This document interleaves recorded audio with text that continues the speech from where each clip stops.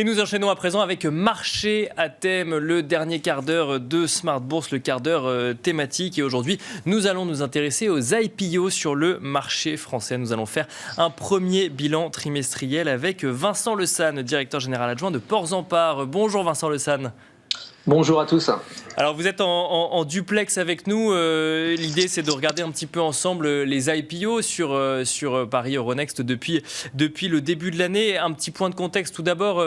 L'année 2021 a été marquée par de nombreuses IPO sur le marché parisien, à tel point que certains observateurs parlaient d'indigestion ou de risque d'indigestion du marché parisien. On va revenir d'ailleurs sur certaines d'entre elles, mais qu'en est-il de ce début d'année ? Est-ce que ce contexte d'incertitude a freiné les IPO ou est-ce qu'elles continuent ? Est-ce qu'on voit des entreprises intéressées par ce mode de financement des marchés financiers, Vincent Le San ? Alors effectivement, vous l'avez dit, l'année 2021, c'était vraiment une année de très nette reprise. On avait eu plus de 60 entreprises qui avaient frappé à la porte des marchés, soit 4 fois plus qu'une année traditionnelle. Donc très nette reprise de ce marché des IPO. Et sur l'année 2022, ce qu'on peut en dire, c'est qu'effectivement, on est à peu près sur les mêmes rythmes que l'an dernier. On a eu 3 introductions en bourse depuis le début de l'année. La plus importante, c'est celle qu'on a réalisée dans le domaine de l'hydrogène, à savoir l'introduction en bourse d'Hafner Energy, donc un producteur d'hydrogène à partir de biomasse. Et puis un dossier qui est à l'heure actuelle dans le domaine de la medtech et qui est en cours. On voit également Sanofi qui présente également son projet de cotation sur une de ses filiales au printemps. Donc un début d'année assez conforme à celui de l'an dernier. Quand on regarde les performances de ces introductions en bourse, les cours se tiennent. Ceux donc du début d'année 2022 et donc surperformant même les indices. Voilà, on rentre désormais dans le gros de la saison des IPO, puisque c'est véritablement au printemps, sur les mois de mai-juin, qu'on attend le plus gros des opérations, tout simplement parce que les entreprises attendent, et les investisseurs également, que ces dernières aient publié leurs comptes annuels. Donc, pour partir sur quelque chose de relativement clair et carré. Même tendance, si je comprends bien, Vincent Le San, que l'année dernière. Peu d'IPO en ce début d'année, mais une tendance similaire à l'année dernière, parce que la période commence réellement au printemps. Finalement, c'est pas au début de l'année qu'on voit le plus d'IPO se réaliser sur Paris Euronext dans l'année. Exactement. Donc, ce qu'on peut en dire, c'est qu'effectivement, on est particulièrement attentif à la situation actuelle. Ce qui se passe en Ukraine, on regarde notamment un indicateur qui est le VIX Europe. Il est à l'heure actuelle sur les niveaux 30, ce qui est relativement élevé. On est sensible à cet indicateur parce qu'on sait que quand la volatilité est très forte, que vous avez certaines séances qui swing sur des -4, -3%, les investisseurs du coup sont beaucoup plus enclins à rester sur leur position, à arbitrer leur ligne, que de s'intéresser à de nouvelles valeurs. Donc ça, c'est effectivement un sujet sur lequel on est particulièrement sensible. Mais ce qu'on peut dire, c'est qu'effectivement, à ce stade, il n'y a pas eu ou très peu de dossiers qui ont été décalés. Donc nous-mêmes, on a encore, à l'heure où je vous parle, 4 mandats d'IPO à exécuter avant l'été. Les rendez-vous investisseurs qui ont lieu, qui précèdent ces opérations, se tiennent. Donc voilà dans quel contexte on se trouve. Alors peut-être également en termes de secteur d'activité, je pense que l'année 2022, elle sera également, tout comme l'avait été 2021, une année pour laquelle on verra beaucoup d'entreprises qui sont liées à la transition énergétique. D'accord. Pourquoi ? Parce que déjà côté investisseur, ce sont les fonds qui collectent le plus. Donc il y a une attente des investisseurs sur ce type d'entreprise. C'est des entreprises qui présentent par ailleurs des perspectives de croissance particulièrement fortes. Et puis quand on regarde celles qui ont bien performé l'année dernière, on trouve notamment une entreprise comme Waga Energy, donc qui produit du biométhane.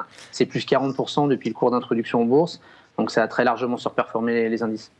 Donc ça, là, vous donnez l'exemple effectivement d'une IPO qui a eu lieu l'année dernière. C'est vrai que donc, si j'ai bien compris, la volatilité n'est pas forcément toujours... Enfin, la volatilité est l'ennemi des IPO, mais en l'occurrence, ça n'a pas conduit depuis le début d'année à de reports d'IPO. Si on regarde effectivement les performances des IPO qui ont eu lieu l'année dernière, il y en a eu beaucoup. On se posait la question de savoir s'il y aurait suffisamment d'investisseurs pour ces entreprises dans un contexte en plus assez complexe à gérer en matière de gestion. Du coup, Waga, vous nous disiez plus plus 40%. Alors ça, c'est un exemple qui marche bien. Il y a un autre exemple pour qui ça a été un peu plus complexe, c'est OVH par exemple. OVH ont une très belle réussite française, mais dont l'IPO a été presque légèrement un petit peu entaché par une actualité d'incendie dans un de ses data centers quelques jours avant son introduction en bourse. Quelle performance des IPO que vous avez pu suivre en 2021 sur ce début d'année 2022, Vincent Le San? Alors, on citait Waga. OVH, ça fait néanmoins partie des très belles surprises de ce qu'on appelle le post-IPO, c'est-à-dire la performance entre le cours de l'introduction de bourse et le cours actuel, puisque OVH est en hausse de 30%. Donc on voit que voilà, malgré les vicissitudes qu'ont pu accompagner le process d'introduction en bourse, le titre a très bien réagi une fois coté. On peut également citer un très beau parcours d'une ETI familiale qui se situe à Rungis, dans le domaine de la distribution de fruits exotiques, qui est Omer de QGIS, elle aussi qui surperforme largement les indices par rapport à l'année dernière. Globalement, je pense que c'était un cru relativement équilibré. Beaucoup de valeurs sont, je dirais, en ligne en fait avec les indices. Certains sont bien évidemment en deçà, mais on voit qu'il y a de très belles histoires et c'est un des sujets, c'est savoir les identifier. Alors, peut-être revenir sur le point de l'année en cours, qui est lié notamment à la hausse du cours des matières premières. Qu'est-ce que ça impacte en fait sur la nature des opérations qui se présentent? On voit que c'est un élément qui est particulièrement intéressant pour les sociétés qui sont liées aux énergies nouvelles, puisque bien évidemment ce qui se passe en Ukraine remet sur la table l'importance de pouvoir réduire notre dépendance à ces énergies fossiles. Donc on a vu en fait, quand on regarde le cours des sociétés qu'on appelle producteurs d'énergie nouvelle, je pense à des sociétés comme Neoen, Voltalia par exemple, c'est des sociétés qui ont très largement rebondi depuis l'invasion en Irak et qui met en fait sur la table l'importance d'accélérer sur le développement de ces énergies nouvelles. Et je pense que ça fera partie des dossiers qui devraient être représentés sur les marchés dans les mois à venir. On a vu d'ailleurs, Vincent Le San, une sorte de thématique qui revenait souvent dans les IPO, c'était l'hydrogène. Là aussi, on est dans les énergies nouvelles. Effectivement, vous constatez ces tendances ou presque ces effets de mode, ou en tout cas cette volonté des investisseurs d'aller plus vers telle ou telle thématique? Oui, parce qu'on l'a dit, en fait, quand on regarde les fonds qui collectent, les fonds valeur moyenne, je dirais traditionnels sur la PME, mid and small cap, ne collectent pas, très clairement. Depuis maintenant la fin de l'année 2019, c'est des secteurs sur lesquels il n'y a pas de collecte, en tout cas sur l'ensemble de ce marché-là, de collecte très franche. En revanche, les fonds qui collectent, ce sont effectivement les fonds qui sont identifiés ESR, ISG.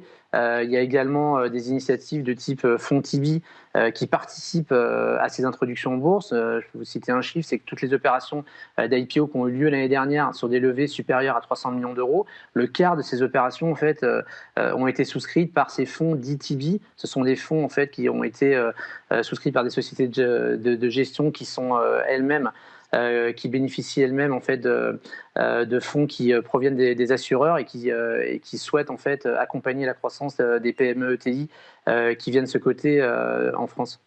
Et un mot, Vincent Le San, des entreprises. Alors effectivement, on a bien compris que depuis le début de l'année, finalement, on est sur une tendance similaire aux années précédentes, et ce, malgré la volatilité ou l'incertitude qu'on peut voir sur les marchés financiers. Mais les IPO font face à une concurrence, si je puis dire, d'autres manières de financement. On voit une démocratisation du private equity, on voit des plateformes de crowdfunding émerger également. Est-ce que les entreprises sont toujours intéressées par les IPO comme manière de financer leurs projets ou leur croissance ? Très clairement, il y a plusieurs éléments de réponse. Oui, c'est le cas. Vous savez, une entreprise, en fait, ces phénomènes d'intérêt à la bourse ou pas, ça fonctionne un peu comme un paquebot. C'est-à-dire que l'année 2021 et le flux en fait d'opérations qui a eu lieu, ça a extrêmement été particulièrement bien perçu par les entreprises qui envisagent en fait d'utiliser les IPO. Donc on continue à rencontrer des entreprises qui souhaitent venir se faire coter pour le second semestre de l'année 2022, voire pour le premier semestre 2023. Donc en ça, la tendance, en fait, c'est une tendance de fond, c'est une tendance qui est longue. Effectivement, de plus en plus, les entreprises viennent mettre en place ce qu'on appelle des dual tracks, c'est-à-dire qu'elles étudient en même temps la possibilité de faire appel au private equity et de faire également appel à la bourse. Chaque mode de financement a ses avantages et inconvénients, mais c'est vrai que de plus en plus d'entreprises s'intéressent à la bourse et font de plus en plus le parallèle avec le private equity. Et alors, si je comprends bien ce que vous nous avez dit, effectivement, on a les IPO, donc c'est les toutes petites entreprises, entre guillemets, puis les plus jeunes à évoluer sur les marchés financiers. Sur les small et mid cap, en fait, la réalité est assez complexe. C'est-à-dire qu'on a vraiment, vous nous le disiez, des tendances. Et il y a des entreprises où les investisseurs ne vont pas chercher plus loin, finalement, que les tendances identifiées dans leur volonté d'investissement, notamment investissement durable ou ESG. Est-ce que vous voyez des oubliés presque dans les small et mid cap aujourd'hui, début 2022? En fait, ce qu'on voit, c'est qu'effectivement, il y a près de 700 valeurs moyennes qui sont cotées. Donc, on voit que, comme vous le dites, l'univers est relativement large, avec des secteurs d'activité très, très divers. Le premier enseignement de cette année, de ce début d'année de 2022 et des premières publications, c'est que en moyenne, en fait, les perspectives d'attente sur ce marché très large des mid and small est relativement constant par rapport au début de l'année. On est toujours en fait sur des attentes à 2 chiffres, à la fois pour l'exercice 2022 et 2023. Néanmoins, on voit qu'il y a des divergences assez fortes sur les secteurs d'activité. Il y a la prise en compte de l'inflation, il y a la prise en compte du prix des matières premières, donc qui va venir pénaliser des secteurs qui sont notamment, je pense notamment au secteur de l'agroalimentaire. Donc à la fois de l'autre côté du spectre, vous avez toutes les valeurs qui sont directement liées aux matières premières qui, elles, bénéficient de la hausse des cours. Et puis, plus globalement, vous avez les sociétés de services qui, nous, ce qu'on constate, c'est qu'elles elles poursuivent en fait la fin d'année 2021, à savoir une capacité en fait à augmenter les prix sans avoir aujourd'hui de manifestation dans leur compte de résultats de l'inflation qu'elles pourraient connaître par ailleurs. Alors peut-être au cours de l'année 2022, voire en 2023, le temps que ça se répercute dans leurs coûts. Mais aujourd'hui, voilà après les premiers enseignements des publications du début d'année. Et alors pour finir très rapidement, Vincent Le San, du coup, qu'est-ce qui pourrait faire qu'on assiste à des reports d'IPO, une situation avec plus de volatilité pourrait pour le coup mener à ça? Ouais, très clairement, c'est des accès de volatilité qui pourraient réduire les fenêtres.